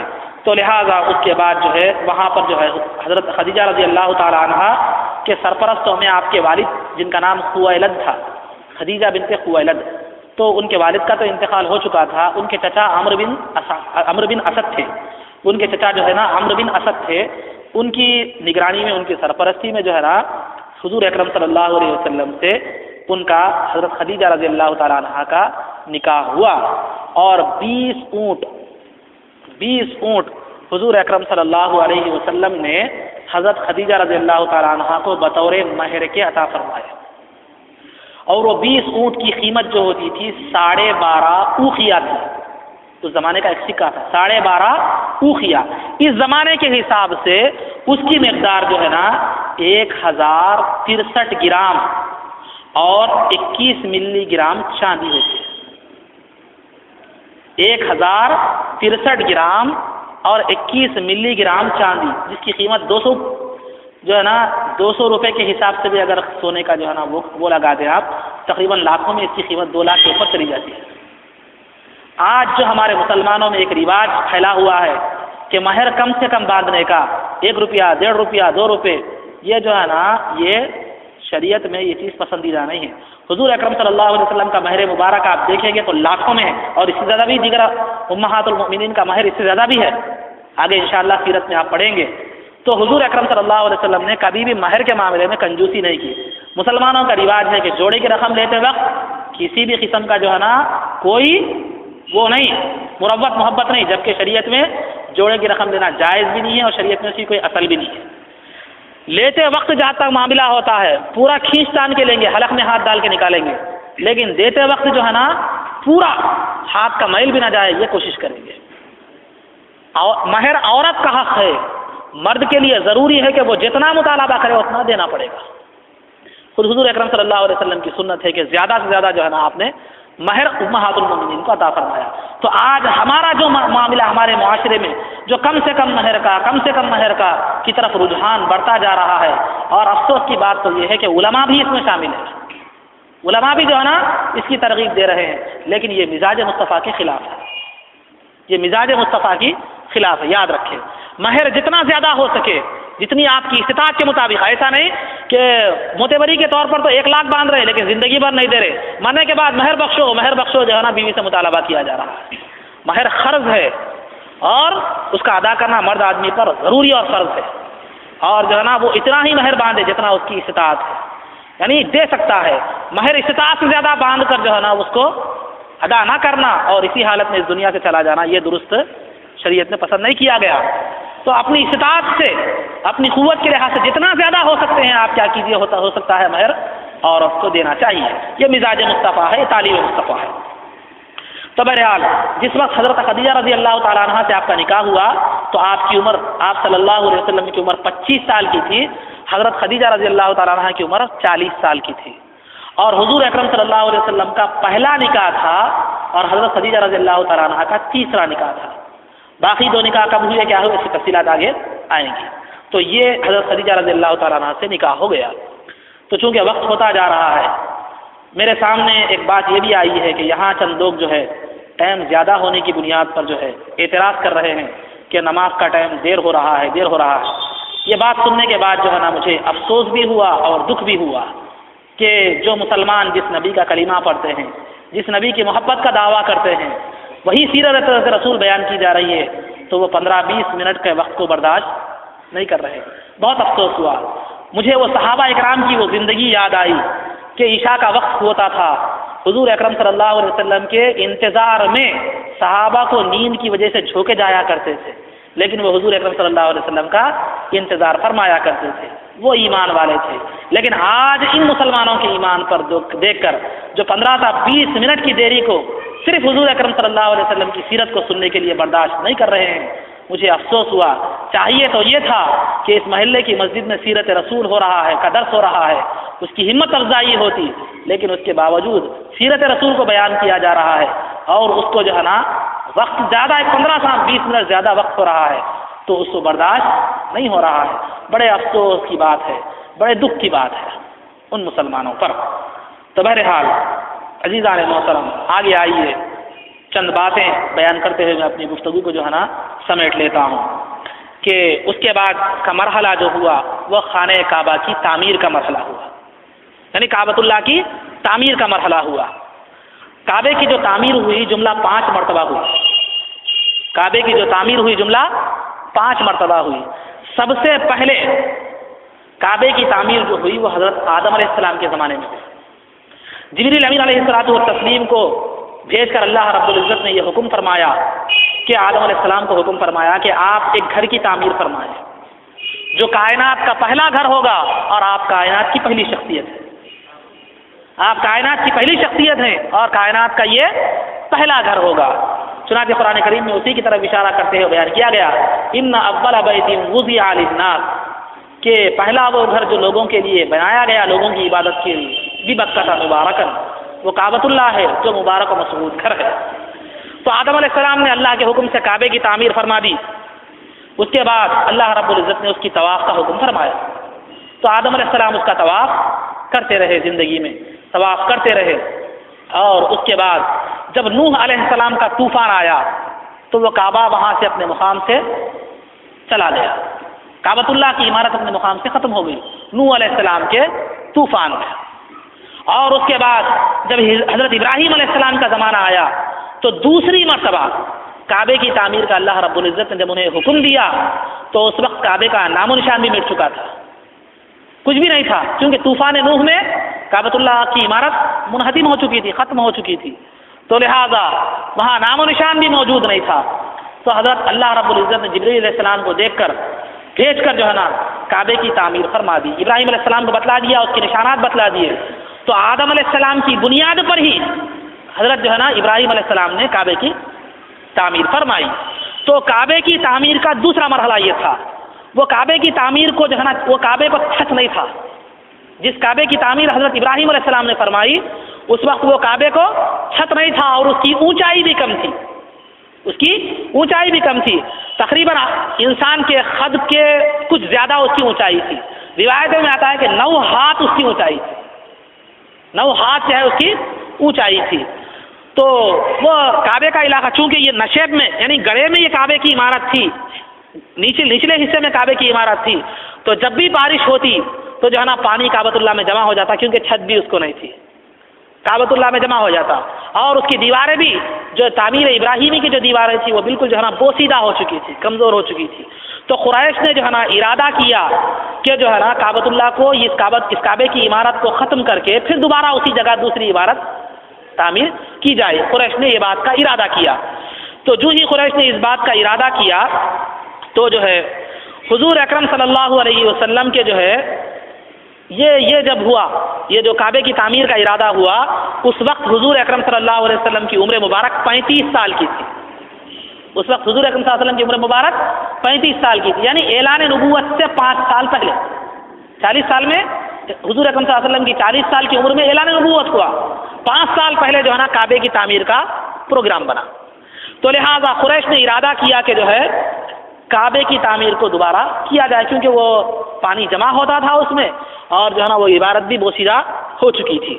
تو حضور اکرم صلی اللہ علیہ وسلم کے والد گرامی کے ماموں، یعنی والد گرامی حضرت عبداللہ رضی اللہ تعالیٰ، اور ان کے ماموں جو تھے وہ جو ہے جن کا نام تھا ابو وہب بن عمرو مخزومی، ابو وہب بن عمرو مخزومی، وہ فوراً جب کعبے کا پروگرام بنانے کا پروگرام بنا تو وہ اٹھ کر کھڑے ہو گئے اور انہوں نے تمام قریش سے کہا کہ دیکھو کعبے کی تعمیر کے لیے سب جو ہے نا حلال رقم لگائیں گے، چوری سے، زنا سے یا سود سے یا جوے سے جو رقم حاصل ہوئی ہے وہ کوئی بھی کعبے کی تعمیر میں نہیں لگائے گا. اپنی حلال کمائی جو ہے نا کعبے کی تعمیر میں لگائی جائے گی، کعبے کی تعمیر میں لگائی جائے گی. تو چنانچہ سب نے اپنی حلال کمائی کو جو ہے نا جمع کیا. اب مسئلہ تھا کہ جو ہے کعبے کی وہ قدیم عمارت کو کون ڈھائے گا؟ وہ عمارت کو گرانا تھا تو کون جو ہے نا ڈھائے گا؟ تو اب کسی میں ہمت نہیں ہو رہی تھی کہ جو ہے نا اس پر کوئی پھاوڑا مارے یا اس کو گرانے کی طرف آگے بڑھے.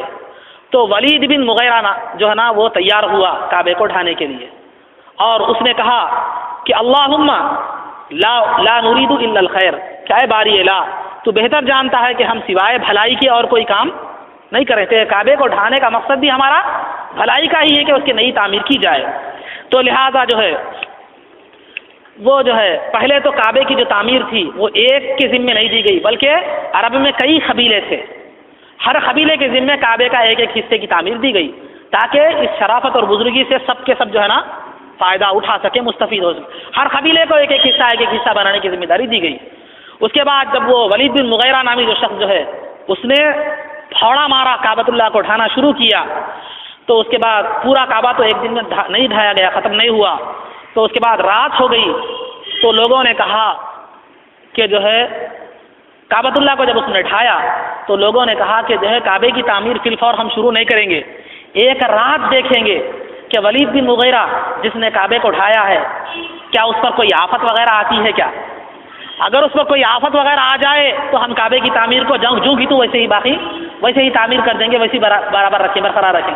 نہیں اگر اس کو کچھ بھی آفت نہ آئے تو پھر ہم جو ہے نا آگے کام شروع کریں گے. تو چنانچہ دوسرا دن صبح ہوئی تو ولید بن مغیرہ پھر پھاوڑا لے کر حاضر ہو گیا کعبے کے پاس. تو لوگوں نے دیکھا کہ یہ صحیح سلامت ہے تو مطلب یہ ہے کہ اللہ رب العزت اس تعمیر سے راضی ہے. تو اس کے بعد سب کی ہمتیں بندھی اور سب نے کعبے کو ڈھا دیا، کعبے کو ڈھانا شروع کیا. لیکن ڈھاتے ڈھاتے پھاوڑے مارتے ایک قریشی آدمی کا جو ہے نا پھاوڑا، ایک جو ہے قریشی آدمی کا جو ہے پھاوڑا جب جو ہے وہ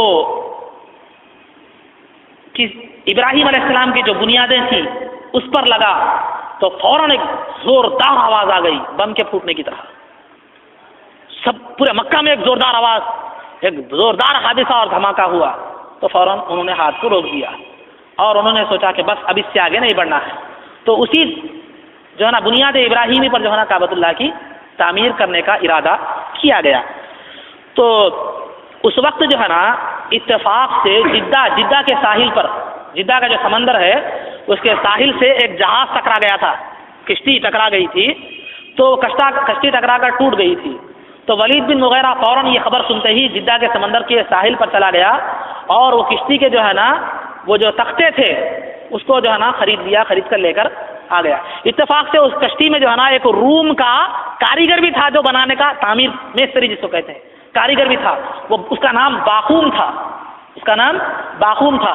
تو ولید بن مغیرہ جو تختے لانے کے لیے گیا تھا وہ تختوں کے ساتھ اس میستری کو بھی پکڑ کر لا لیا.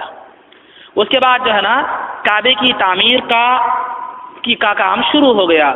اس کے بعد کعبے کی تعمیر مکمل ہو گئی.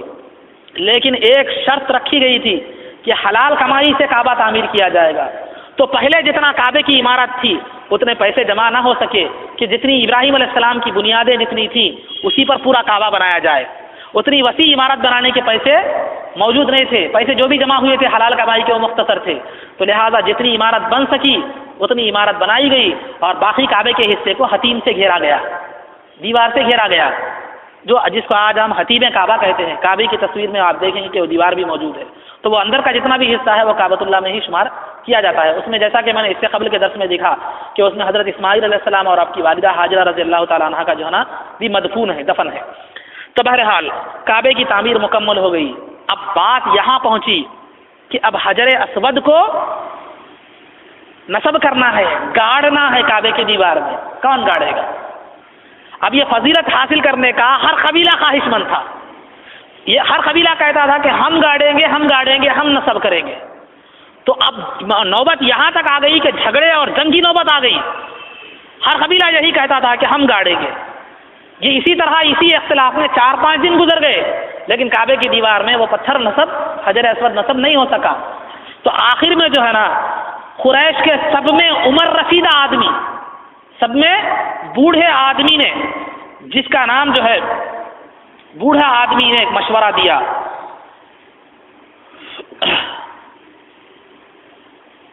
کہ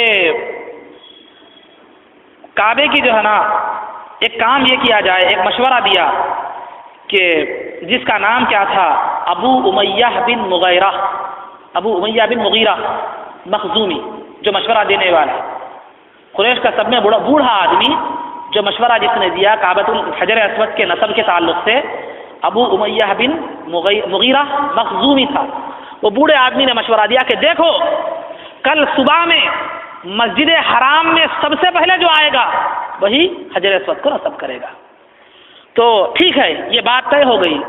اس کے بعد صبح میں سب میں پہلے جو مسجد حرام میں, جو کعبۃ اللہ کے اطراف جو مسجد ہے مسجد حرام, وہ جو اس میں سب میں آنے والی ذات وہ ذات مصطفیٰ صلی اللہ علیہ وسلم, ذات مصطفیٰ صلی اللہ علیہ وسلم تھی.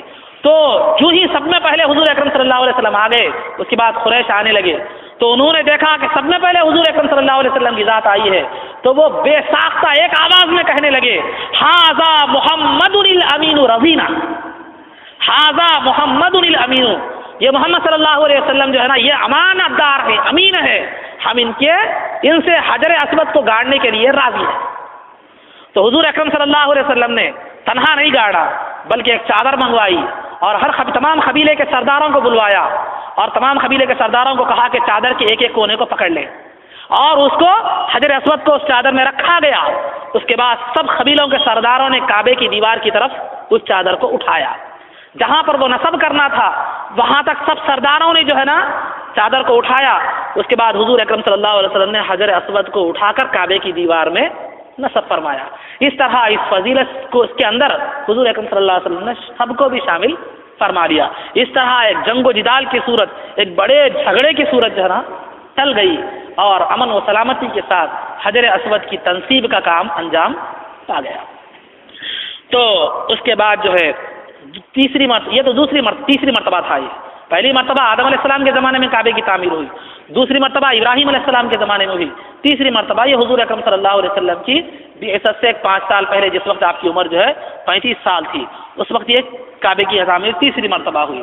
چوتھی مرتبہ حضرت عبداللہ بن زبیر رضی اللہ تعالیٰ عنہ کی زمانہ خلافت میں جو ہے نا یہ حضور اکرم صلی اللہ علیہ وسلم کی وفات کے بعد عبداللہ بن زبیر رضی اللہ تعالیٰ عنہ کے زمانہ خلافت میں جو ہے نا یہ کعبے کی تعمیر جو ہے کس مرتبہ ہوئی؟ چوتھی مرتبہ ہوئی. اور جو ہے 5ویں مرتبہ حجاج بن یوسف جو ایک ظالم بادشاہ تھا اس کے زمانے میں 5ویں مرتبہ جو ہے نا کعبے کی تعمیر عمل میں آئی. اس طرح 5 مرتبہ. انشاءاللہ اس تعلق سے وضاحت اگر ممکن ہو تو آگے بیان کی جائے گی اگر مصلحت مناسب سمجھا گیا تو. اور کچھ وضاحتیں کعبے کے متعلق ہیں لیکن مختصراً یہ بیان کیا گیا ہے. تو 5 مرتبہ جملہ کعبے کی تعمیر ہوئی. آدم علیہ السلام کے زمانے میں, ابراہیم علیہ السلام کے زمانے میں, اور تیسرا حضور اکرم صلی اللہ علیہ وسلم کی عمر جس وقت 35 سال تھی اس وقت, اور حضور اکرم صلی اللہ علیہ وسلم کی وفات کے بعد عبداللہ بن زبیر رضی اللہ تعالیٰ عنہ کے زمانے میں چوتھی مرتبہ, اور 5ویں مرتبہ پھر ان کے زمانے کے بعد حجاج بن یوسف کے زمانے میں۔ اس طرح 5 مرتبہ کعبے کی تعمیر ہوئی۔ آج جو کعبہ جو آج موجود ہے وہ حجاج بن یوسف کے زمانے کی تعمیر ہے۔ تو لہٰذا یہ چند باتیں جو ہے نا سیرت رسول کے متعلق حضور اکرم صلی اللہ علیہ وسلم کی حیات مبارکہ کے 35 سال تک کی سیرت کا تذکرہ آپ حضرات کے سامنے کیا گیا۔ اس کی بہت سی اور تفصیلات بھی ہیں، لیکن نہ پورا مختصر نہ پورا تفصیل، ایک درمیانی حیثیت سے جو ہے نا یہ تفسیر کا حضور صلی اللہ علیہ وسلم کی سیرت مبارکہ کا تذکرہ کرتا جا رہا ہوں۔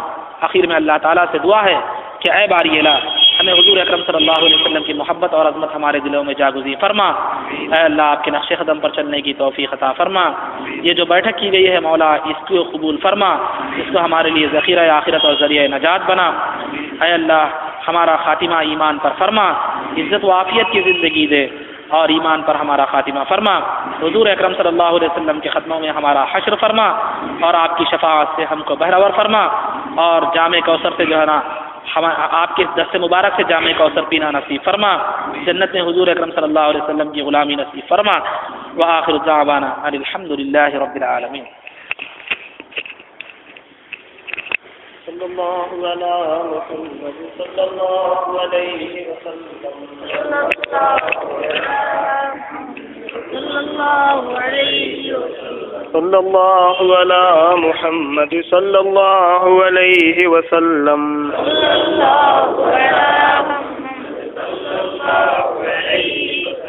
مصطفیٰ جانے رحمت لاکھوں سلام، شمع بز میں ہدایت لاکھوں سلام، مصطفیٰ جانے رحمت لاکھوں سلام، شمع بز میں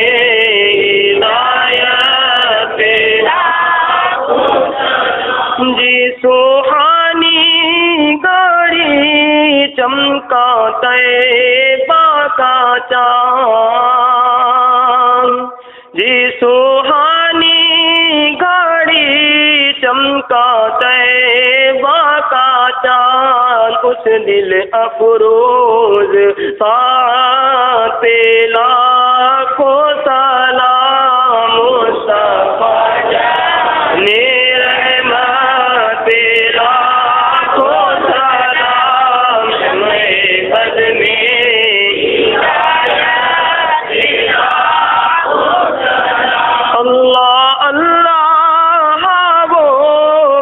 پانے کی پابند، اللہ اللہ وہ بچ پانے کی پابند، اس خدا باتی صورت لاکھوں سلام، مصطفیٰ جانے رحمت لاکھوں سلام، جمع بز میں ہدایت لاکھوں سلام، ان سا پیدا ہوا ہے نہ ہوگا کبھی، ان سا پیدا ہوا ہے نہ ہوگا کبھی، موجزانہ